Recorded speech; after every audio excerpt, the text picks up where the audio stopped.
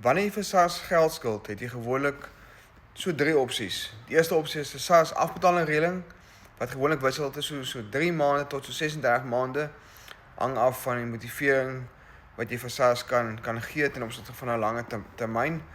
Jy het 'n compromise aansoek en dat jy op die eerste vlak het jy gewoonlik 'n sekwestrasie vir individue en 'n likwidasie vir maatskappye en BK's.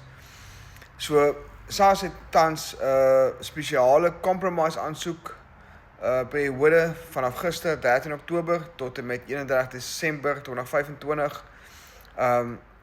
Dit is spesifiek vir skuld ouer as 12 maande wat jy by SARS het, of dit nou inkomstebelasting is of BTW is.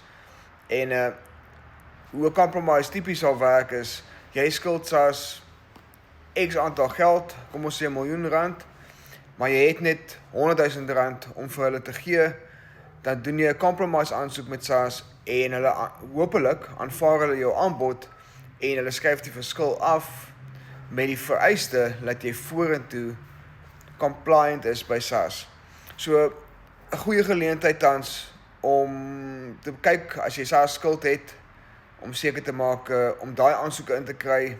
Indien jy nodig het om so 'n aansoek in te dien, kontak ons gerus, al die details in die comments en ons sien uit om jou by te staan. Ek is Jasper Basson, ek is van Drake Holdings, Monthly Accounting and Tax en ek sien uit om saam met jou te werk. Bye bye.